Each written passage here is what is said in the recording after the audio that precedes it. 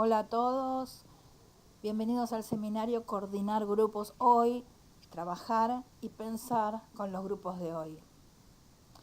Me gustaría aclarar que esto de trabajar y pensar quiere decir de que cuando estamos trabajando estamos pensando junto con los grupos, ¿no? Compartiendo esa experiencia y tratando de aportar nuestras capacidades, nuestra expertise en el acompañamiento del proyecto grupal. Así que bueno, de eso se trata este seminario y de ir viendo qué pasa hoy en día con todo eso, ¿sí? Yo la verdad espero que ustedes estén bien, me gustaría que después me cuenten. Y yo estoy muy contenta de encontrarnos por este medio y de compartir con ustedes esta experiencia. Vamos a comenzar esta primer clase realizando una serie de distinciones que van a ser muy importantes como punto de partida para nuestro recorrido. Se trata de la distinción entre los fenómenos del mundo, la teoría, los dispositivos y las herramientas de acción con los grupos, que muchas veces son llamadas dinámicas de acción, pero lo más correcto es llamarlos herramientas. Ya vamos a ver por qué. Vamos a ir viendo que es fundamental distinguir entre sí estas categorías para luego poder pensar la relación que hay entre ellas, de modo que nos permitan una mejor comprensión y coordinación de los grupos, ¿sí? Si no tenemos bien hecha la distinción entre todas estas cuestiones, la coordinación y nuestro ejercicio profesional se empobrece. Si yo confundo eh, un grupo con un grupo de autoayuda, acá va a haber cuestiones que me voy a ver limitada, que no me voy a dar cuenta de otras cosas que podría hacer o que podría proponer o que podría pensar, estando con el grupo o estando bajo un grupo de autoayuda, ¿ok? Entonces, vamos a ampliar un poco estas 4 categorías, vamos a recorrerlas cada una para poder ver las diferencias. Nosotros hemos sido formados bajo determinada conceptualización sobre lo que son los grupos del mundo, sobre cómo funcionan y sobre cómo operar con ellos. Es decir, que la formación sobre grupos que hemos recibido, porque todos los que estamos participando de esta experiencia somos psicólogos sociales hasta el momento,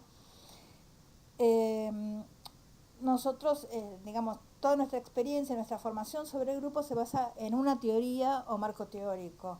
Entendemos marco teórico como un conjunto de conceptos articulados entre sí, que explican lo que un grupo es en este caso y también el porqué de los fenómenos que suceden en los grupos, ¿no? En el caso de nuestro querido Pillon Rivière, su marco teórico sobre los grupos sintetiza aportes de las corrientes teóricas más importantes de su época, y a partir de su praxis concreta, iniciada en realidad antes del hospicio de lo que hoy es el Hospital Borda, pero a partir de su praxis concreta, la teoría desarrolló, que es la teoría de grupos operativos y el grupo operativo como dispositivo, ¿tá? Entonces aquí hay una primera distinción que yo les propongo realizar. Por un lado, tenemos los fenómenos sobre los que las teorías hablan, fenómenos del mundo. En nuestro caso, lo que nos ocupa a nosotros en este seminario, los grupos y la ilustración de un grupo a partir de un grupo familiar que es mi bellísima familia. Por otro lado, tenemos ciertas teorías o marcos teóricos que aspiran a explicar un tipo de fenómenos, ¿sí?, que en nuestro caso es la teoría de los grupos operativos. Pero también tenemos los dispositivos de trabajo con esos fenómenos del mundo real. En nuestro caso, el dispositivo privilegiado es el del grupo operativo. Y fíjense que yo la ilustración que busqué y encontré es, un grupo de personas, iconos de personas sentadas en sillas, en círculo, con alguien que está diferenciado en la imagen porque tiene otro color, Y es como una cuestión más de una representación, no es una foto de un grupo real, sino que es una representación algo abstracta, ¿sí? Para distinguir, para que nos ayude a pensar que un dispositivo no es un grupo, sino que es una herramienta de trabajo que ya después indagaremos en eso. Por último, están bien distintas de los dispositivos las herramientas de acción que vamos aplicando permanentemente cuando trabajamos con los grupos, ¿sí? O sea, herramientas a las que acudimos al coordinar, como cuando, por ejemplo, decimos algo. Decir, hablar, intervenir desde la palabra, es usar una herramienta de acción, acción lingüística, ¿sí? En la ilustración ponemos otra que sea más fácil de visualizar, como es, en este caso, un juego, específicamente el juego de la isla, ¿sí? Aquel en el cual el grupo tiene que mantenerse adentro de la isla hecha con papel, y a medida que nosotros vamos digamos, empequeñeciendo la superficie en la cual todos tienen que entrar. ¿Okay? Entonces es muy importante que nosotros hagamos las distinciones entre estas 4 categorías para poder pensar y no confundir una cosa con otra. Entonces tenemos que hacer un primer ejercicio, que sería que cada uno haga la lista de cuántos grupos conoce en su vida. No de cuántos grupos integra, sino de cuáles serían los grupos que entiende que existen en este momento en su horizonte vital. ¿Eh? Cuando nosotros estemos más organizados como seminario, vamos a compartir estas producciones y las haremos confluir, por ahí podemos integrarlas y que nos sirvan como base de trabajo. Ahora, por el momento lo que decimos es que cada uno hace una lista de grupos de la vida cotidiana, como por ejemplo grupos de amigos, grupos de compañeros de trabajo. Les doy algunos de mi lista, ¿sí? El grupo de propietarios que conforma lo central, el eje del consorcio del edificio donde vivo, no es un grupo que yo integre, pero sé que es un grupo que existe, que no es el consorcio, no es el conjunto de los propietarios del edificio, ni es el conjunto de los dueños de departamentos en el edificio, sino que es el grupo corazón del consorcio, ¿sí? Que deciden y manejan todo y están todo el tiempo trabajando por la integridad del edificio. Otro grupo que yo conozco, que sé que existe, es el grupo de vecinos que son militantes en la unidad básica cerca de mi casa y que armaron la compra comunitaria.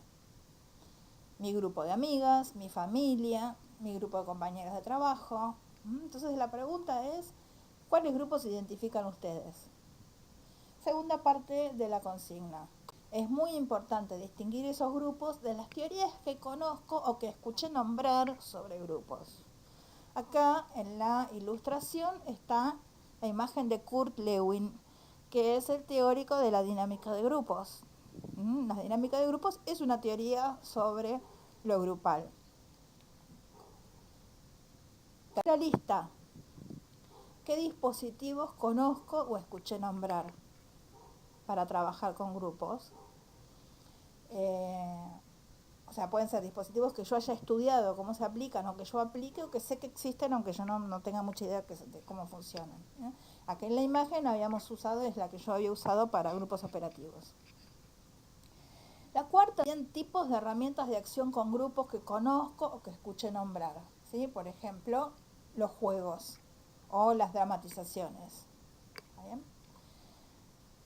Por eso, bueno, les pido entonces que cada uno realice sus listas en un cuaderno o en un archivo de Word antes de seguir hacia la próxima clase. No es necesario que las listas sean exhaustivas, solo que cada uno se ubique en relación a cada una de estas 4 categorías. En especial que se ubiquen en relación a los grupos en tanto fenómenos sociales reales, no teóricos, sino los fenómenos sociales del mundo, ¿sí? Que aparecen espontáneamente. Porque lo que podemos decir es que los grupos son un modo de autoorganización de lo social, un modo de organización de los seres humanos de modo espontáneo, independientemente de los dispositivos profesionales, independientemente de las organizaciones en las que muchos grupos aparecen. ¿Acaso la especie humana puede vivir si no es en grupos? ¿Acaso los seres humanos pueden vivir si están aislados de lo social? Esta no es una idea muy usual, dado que como buenos occidentales tendemos a pensar en términos de individuo, de sujeto, de persona. Así fuimos educados según el imaginario social hegemónico en nuestro tiempo, en que lo individual es lo privilegiado. Sin embargo, no es lo propio de la humanidad. No hay humanos sin grupos que los alberguen al nacer, no hay humanos sin grupos que los alberguen después, porque aislados nos deterioramos, nos estereotipamos, nos desintegramos. El grupo es el modo natural de existencia de la especie, así como la manada lo es para muchas especies animales. Otro modo de decir esto mismo sería decir que el grupo es una forma de organización social, un modo de existencia de lo social, y como tal va cambiando a lo largo de la historia. Por eso el sentido de este seminario es, después de puntualizar aspectos de lo que hemos estudiado sobre grupos, ver qué cambios podemos observar en esta forma de organización social que es el grupo, a partir del hecho de que estamos pasando por una etapa histórica de cambio en la humanidad, o por lo menos en Occidente con la globalización. ¿Qué aspectos es necesario tener en cuenta a la hora de intervenir? ¿Qué novedades tenemos que saber que aparecen, ¿no? Porque al cambiar los grupos, cambia nuestro rol diferenciado en ellos. O sea, yo creo que sí, pero creo que es una pregunta a la que tenemos que responder juntos. Luego tomaremos en cuenta las teorías y después o por ahí en paralelo vamos a ir viendo cómo se va desarrollando el seminario, pero la idea es que puntualmente poder pensar que en tanto forma de organización social, si cambia lo social, si la historia sucede, los grupos cambian y por lo tanto cambia nuestro lugar diferenciado en ellos. Y a partir de esa situación nueva, entonces sí, hacer un recuento de las teorías y más importantes sobre los grupos, poder presentarlas, pero en función de lo actual, pensar lo actual desde esas teorías y no pensarlas de cuando fueron desarrolladas. Pero empecemos por el principio, hagamos nuestras listas y luego seguimos con la siguiente clase. ¿Sí? Hasta la próxima.